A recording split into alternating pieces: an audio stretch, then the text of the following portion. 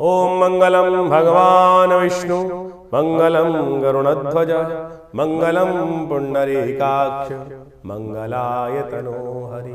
गुरुर्ब्रह्मा गुरुर्विष्णु गुरुर्देवो महेश्वरा गुरुर् साक्षात् परब्रह्म तस्मै श्री गुरुवे नमः। नमस्कार, स्वागत है आपका आचार्य वाणी में। मैं आचार्य डॉक्टर विक्रमादित्य आपके साथ हूँ और आज का विषय हमारा है 6 तारीख का दिन, बृहस्पतिवार का अवसर, सप्तमी तिथि विद्यमान है और इस दिन ग्रह नक्षत्रों के दृष्टिकोण से आपके ग्रह योग जो है वो आधा कहीं लाभ दे सकते हैं और कई किसी मामलों में झटका भी दे सकते हैं। यानी ग्रह स्थिति ऐसी बन रही है कि लाभ के योग हैं, बृहस्पति के साथ चंद्रमा विद्यमान होने के कारण से लाभ की स्थिति बनती दिखाई देती है, लेकिन साथ साथ छन्नी भी बनी हुई है, साथ साथ खर्चा भी तैयार होता दिखाई दे रहा है।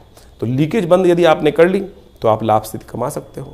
तो एक काम करें, पीली चीज़ों का दान करें, किसी मंदिर इत्यादि में जाकर जो वेद पाठी बच्चे करते हो, पाठ पूजा करते हो, जो पूजा पाठ के कार्य में लिप्त लोग हों, उनके निमित्त सेवा करें तो अच्छा योग बनेगा, कष्ट दूर करने के योग बन सकते हैं। 7 तारीख इस दिन होलाष्टक आरंभ हो रहे हैं और शुक्रवार का अवसर है, अष्टमी तिथि है और मिथुन राशि वालों को समझना चाहिए कि आपके राशि नक्षत्र दृष्टिकोण से जो ग्रह योग बन रहे हैं आपके लिए सुबह सुबह थोड़ी हल्की हो सकती है, लेकिन दोपहर के बाद से, जैसे 12 बजे के आसपास दोपहर होगी तो उसके बाद से ग्रह परिवर्तन की तरफ जाएंगे और वो आपको अच्छा मोटिवेशन देते दिखाई दे रहे हैं। लेकिन ध्यान रखिएगा, इस दिन से होलाष्टक आरंभ हो जाएंगे।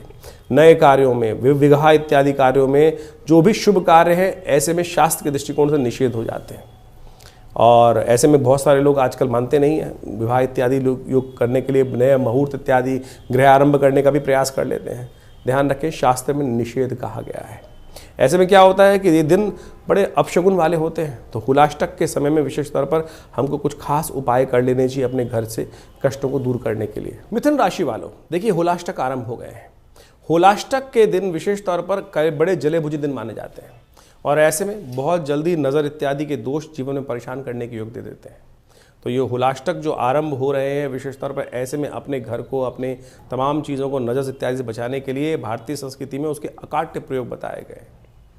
नज़र इत्यादि बहुत ज़बरदस्त चीज़ होती है और कष्ट में दे देती है। अच्छे बड़े पहलवान को, अच्छे बड़े चलते हुए व्यवसाय को, अच्छे भरे चलते हुए परिवार को कई बार नेगेटिव एनर्जी जो होती है ना वो विध्वंस कर देती है, समाप्त कर देती है।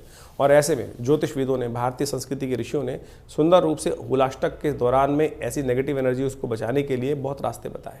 तो मिथुन राशि वालों एक काम करिए, तो यदि आप होलाष्टक जिस दिन से आरंभ हो रहे हैं उस दिन से अपने घर के द्वार पर, मुख्य द्वार पर अशोक के पत्तों का बंधनवार बनाकर, 11 पत्तों का बंधनवार बनाकर यदि उसको अपने घर के मुख्य दरवाजे पर लगा दें, सिरस के पत्ते साथ में उसमें बीच में डाल दें। सिरस का पत्ता एक ऐसा अकाट्य प्रयोग उत्पन्न करता है कि जो घर में घुसने वाली नेगेटिव एनर्जी को रोक देता है।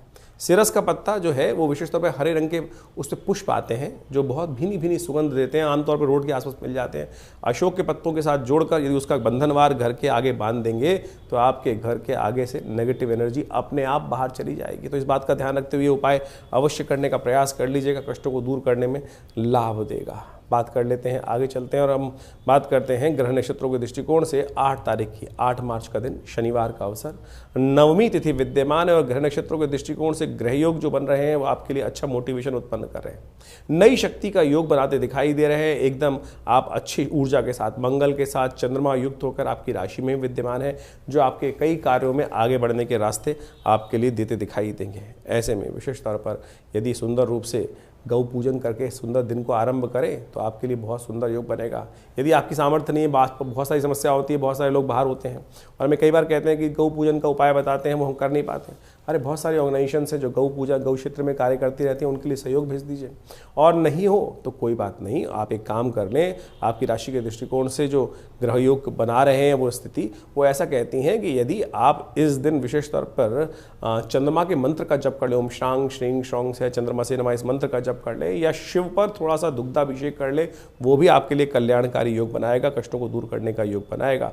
इसके साथ साथ यदि हम ग्रह नक्षत्रों के दृष्टिकोण से देखें तो आपका योग जो बन रहा है वो बड़ा अच्छा बनता दिखाई दे रहा है। शनि को प्रसन्न करने के लिए इस दिन अवश्य कुछ काली चीज़ों का दान करना भी आपके लिए श्रेष्ठ रहेगा। 9 तारीख का दिन, रविवार का अवसर है, दशमी तिथि विद्यमान है और ग्रह परिवर्तन की तरफ जाएंगे। दिन में आपके लिए अच्छे उन्नति के योग बनेंगे। शाम को आते आते कहीं ना कहीं आशीर्वाद से लाभ हो सकता है, इसलिए बड़े लोगों से संपर्क साधने का प्रयास करें और गुरुजन इत्यादि माता पिता का आशीर्वाद लेकर कार्य करने का प्रयास करें। रविवार का अवसर है और ऐसे में विशेष तौर पर भगवान सूर्य का ध्यान करते हुए उनका, क्योंकि सूर्य आपकी राशि में इन दिनों भाग्य में चल रहे हैं और भाग्य में चलते हुए उन्होंने शनि को भी अस्त कर रखा है, तो अवश्य भगवान सूर्य का थोड़ा सा अर्घ देने का प्रयास करें।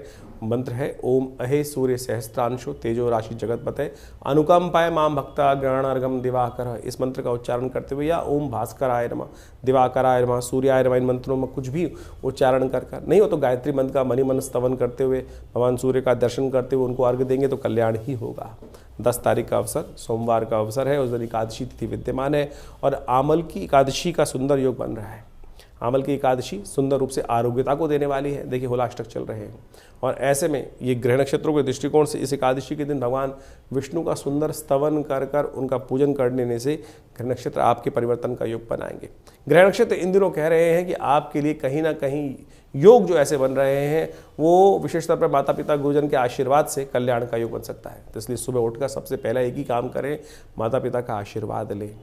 ये सोमवार का अवसर है। गणेश ने सफलता रिद्धि सिद्धि के लिए माता पिता का आशीर्वाद लेकर ही प्राप्त किया था, उनको आशीर्वाद माता पिता की प्रदक्षिणा कर आशीर्वाद प्राप्त किया था। तो सुंदर रूप से आप इस सोमवार के दिन भगवान का सुंदर स्तवन कर उनका आशीर्वाद लें माता पिता का, और देखिए कल्याण का योग बनेगा आपके लिए। फागुन मास में होलाष्टक भी आते हैं। वो होलाष्टक बहुत महत्वपूर्ण दिन माने गए हैं। यदि फागुन के अनुसार से आप समझें, शास्त्र की विधि के अनुसार से, शास्त्र में कथाओं के अनुसार से, तो इन होलाष्टकों में कोई शुभ कार्य निषेध कहे गए हैं। उसकी 2 कथाएं शास्त्र में बहुत प्रचलित हैं। एक कथा तो ये है कि जब भगवान का जो शंकर थे वो साधना में थे और कामदेव ने उनकी साधना को भंग करने के लिए कामस्त्र का प्रयोग किया था, तो उस समय में भगवान ने कामदेव को भस्म कर दिया था। और दूसरी कथा एक और है कि जब हिरण्यकश्यप और हिरण्याक्ष इत्यादि थे और वहाँ पर भक्त प्रहलाद पर उन्होंने अनेक प्रकार के अत्याचार उपस्थित किए और उन सब अत्याचारों में इन 8 दिनों में भक्त प्रहलाद को भक्ति से विमुख करने के लिए अनेक प्रकार के त्रास दिए गए और अंत में उस भक्त प्रहलाद को अग्नि में उपस्थित कर दिया गया था, जिसको होलिका लेकर बैठ गई थी। और चमत्कार हुआ, भगवान ने वास्तविक तौर पर जो शास्त्र में कथा के अनुसार से कहा जाता है कि भक्त प्रहलाद भगवान की कृपा से बचकर आ गए और होलिका जल गई। तो ये समस्त जो कथाएं हैं ये शास्त्र में कहीं ना कहीं हमारे कष्टों को दूर करने के लिए कुछ सूत्र देती हैं और हम ज्योतिष विज्ञान के माध्यम से आपके समक्ष उन्हीं उपायों को यहाँ उपस्थित करने का प्रयास करते हैं कि जो पुराणों इत्यादि में वर्णित किए गए हैं। देखिए ज्योतिष को आज की तारीख में कुछ लोगों ने केवल टोटकों पे बांध दिया है और ऐसे उपाय जिनका कोई औचित्य नहीं है उनको करने से कोई फायदा होने वाला है नहीं। ज्योतिष मन का वहम नहीं है। ज्योतिष कोई ऐसा प्लेसिबो नहीं है कि जिसको कह देते हैं कि शायद कर लो, नहीं। ज्योतिष में जो प्रमाण हैं वो पुराण इत्यादि में बहुत सुंदर तरीके से वर्णित किए गए। कलिकाल में ये हमारा इतिहास है, जो पुराण में कथाएं हैं ये हमारा इतिहास है, ये शास्त्रों में ऋषियों का अनुभव है जो उन्होंने उन कथाओं के माध्यम से वहाँ वर्णित किया है और उसी के हिसाब से पंचांग का निर्माण किया जाता है, उन तिथियों का निर्माण किया जाता है, उन तिथि में जो उत्सव बताए जाते हैं वो सब के सब वहाँ वर्णित हैं। यदि शास्त्र के दृष्टिकोण से देखें तो इस फागुन मास के अंदर शुक्ल पक्ष के अंदर अनेक प्रकार के व्रत बताए गए हैं। पयोव्रत जिसका वर्णन हमने आपको किया, मधुक तृतीया इत्यादि का व्रत और अविघ्नकर व्रत भी इसके अंदर आता है जो चतुर्थी को किया जाता है। कहा जाता है कि इस दिन यदि कोई व्यक्ति अपने कष्टों को निवारण करने के लिए जीवन में हम काम करते हैं, विभिन्न प्रकार के कष्ट आते हैं, विभिन्न प्रकार के विघ्न उपस्थित हो जाते हैं।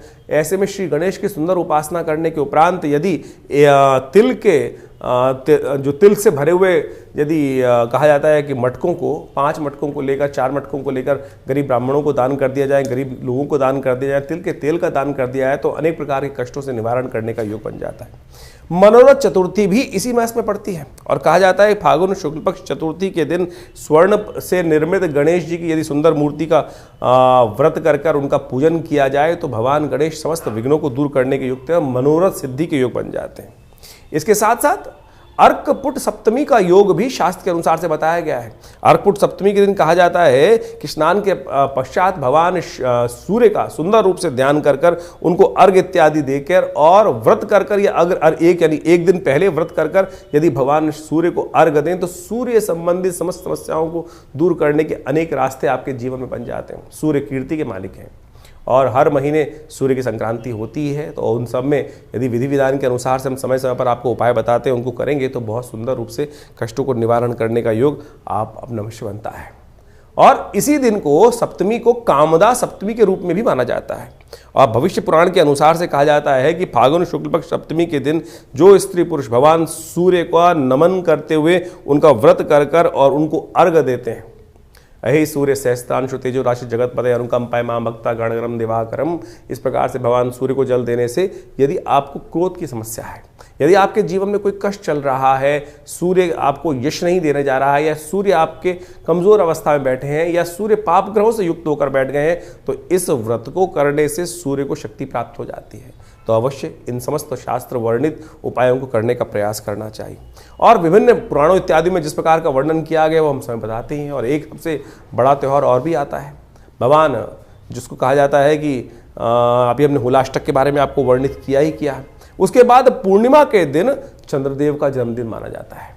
कहा जाता है कि चंद्र दोष जिनकी कुंडली में लगा हुआ हो या किमुद्रम योग कुंडली में लगा हुआ हो, तो इस दिन भगवान चंद्रदेव की सुंदर उपासना करने से अनेक कष्टों को दूर करने का योग बन जाता है। जो चंद्रव्रत का वर्णन होगा वो अगले एपिसोड में हम आपको बताने वाले हैं, जब बीच में जो वर्णन आएगा, क्योंकि इस दौरान जो ग्रहों का योग पड़ रहा है वो हमने आपके समक्ष उपस्थित किया। तो आपको इन सब चीज़ों को सत्य रूप में समझने का प्रयास करना चाहिए। ये हमने इस कार्यक्रम के माध्यम से जो भी चीज़ें पंचांग के अनुसार से आपके समक्ष रखने का प्रयास किया है। कई लोग तथाकथित तौर पर ये बात को भ्रांति समझते हैं कि भैया ये उपाय से कुछ नहीं होने वाला। अरे शास्त्र में जो उदाहरण है उनको करके उन्होंने जो कथाएं बताई गई हैं उन सबके जीवन में कष्ट को दूर करने का मार्ग बना के नहीं बना। आपका विश्वास चाहिए, आपकी श्रद्धा चाहिए, और श्रद्धा से कष्ट निवारण करने का योग अच्छा बन जाता है। एक बात और समझें, वास्तविक तौर पर ऐसा कोई भी कष्ट नहीं है जो आज आया है पहले ना आया हो। ये संसार अविरल क्रम से चलता आया है। तो जो उन सब योग, अगर आप वेद पुराण इत्यादि पढ़ें, अथर्ववेद को पढ़ने का प्रयास करें, तो वहां अनेक मनोकामनाओं की सिद्धि के लिए शास्त्र में अनेक उपाय बताए गए हैं। यजुर्वेद इत्यादि संहिता में तो अनेक प्रकार से इन सब चीजों का वर्णन किया गया है। अथर्ववेद के अंदर स्वास्थ्य संबंधी समस्याओं को ठीक करने के रास्ते मिलते हैं, तो यजुर्वेद के अंदर मनोकामनाओं की सिद्धि पूर्णित करने के लिए अनेक उपाय शास्त्र में वर्णित किए गए हैं, जैसे रुद्राष्टाध्यायी। रुद्राष्टाध्यायी के अंदर विभिन्न मंत्र हैं, विभिन्न मनोकामनाओं की पूर्ति के लिए भगवान शंकर से प्रार्थना की जाती है, और सत्य माने भगवान की प्रार्थना से वो समस्त कष्टों का निवारण करके योग बन भी जाते हैं। तो इसलिए अपने मन की शंकाओं को दूर करें। लोग होंगे बहुत सारे जो आपके मन में शंकाएं उत्पन्न करने का प्रयास करते हैं। बहुत सारे इस संसार में भांति भांति के लोग हैं, पांचों उंगलियां बराबर नहीं होती। तो कोशिश ये करें कि संसार में जो आपको उत्साहित करने का प्रयास करें, सत्य मार्ग में डालने का प्रयास करें, उनका अनुसरण करने का प्रयास करें। एक पुरानी कहावत है, उन लोगों के बीच में ना रहें जो आपको हतोत्साहित करते हो, जो आपके धर्म पे आक्षेप करने का प्रयास करते हो, जो आपको पदभ्रष्ट करने का प्रयास करते हो। सत्य राह पर चलने, धर्म का पालन करना शास्त्र का एक नियम है, और जो धर्म के साथ चलते हैं, धर्म के वर्णित नियमों के अनुसार से चलते हैं, धर्म में वर्णित परंपराओं का निर्वाह करते हैं, धर्म स्वयं उनकी रक्षा करता है। ये शास्त्र में अद्भुत रूप से वर्णित किया गया है। ज्योतिष बिल्कुल सनातन की एक सुंदर परंपरा है, और धर्म से विमुख होकर ज्योतिष का कोई जो निदान पार्ट है उसका तो कोई लाभ मिलेगा ही नहीं है। तो इसलिए निदान चाहते हैं तो अपने आप को सरल करने का प्रयास करें। हमने समस्त कार्यक्रम के माध्यम से आपके समक्ष पूरा जो वर्णन था ग्रहों का इस समय का, उसके समक्ष आपको वर्णित किया है, और आशा करते हैं कि प्रयास जो आप करेंगे सही दिशा में, जो उपाय सरलतम उपाय हमने आपके समक्ष रखे हैं, और उन सबको कर आप अपने कष्टों का निवारण भी कर सकते हैं बिल्कुल। और हम रविवार को विवेकानंद योग आश्रम में एक बड़ा कार्यक्रम अब आरंभ करने का हमने सुंदर प्रयास किया है। महीने के हर पहले रविवार को हम यहाँ पर आश्रम में सुंदर जन्मपत्रियों का, जो बहुत सारे लोगों के समस्याएं जीवन में होती हैं, वो कष्ट निवारण चाहते हैं, लेकिन जो आश्रम की जो फीस इत्यादि हैं वो देने में बहुत सारी समस्याएं लोगों के साथ होती है। तो हमने महीने के पहले रविवार के दिन सुबह 8 बजे से लेकर करीब 11 बजे तक एक कार्यक्रम रख दिया है। उसमें आप जो भी आना चाहें आश्रम पे आना पड़ेगा, फ़ोन पे बात नहीं हो पाएगी, और वहाँ आश्रम पर आकर अपने प्रश्नों का समाधान निःशुल्क रूप में जान सकते हैं। बिल्कुल कोई फीस नहीं रखी जाएगी रविवार वाले कार्यक्रम में। सुबह 8 बजे से लेकर पहले रविवार के दिन, हर महीने के पहले रविवार के दिन करीब सुबह 8 बजे से लेकर 11 बजे तक एक कार्यक्रम रहेगा। यज्ञ भी होगा उसमें अंदर, और आपके प्रश्नों का समाधान देने की सुंदर व्यवस्था आश्रम की तरफ से रख दी गई है। दिल्ली में विवेकानंद योगाश्रम जमुना पार लक्ष्मी नगर में स्थित है। फ़ोन नंबर्स आपके सामने स्क्रीन पर चल रहे हैं। आप जो भी अपनी प्रश्न हो उनको व्हाट्सएप के माध्यम से भी भेज सकते हैं, और पर्सनली रविवार के दिन आकर उनका निदान भी जान सकते हैं। धन्यवाद, नमस्कार।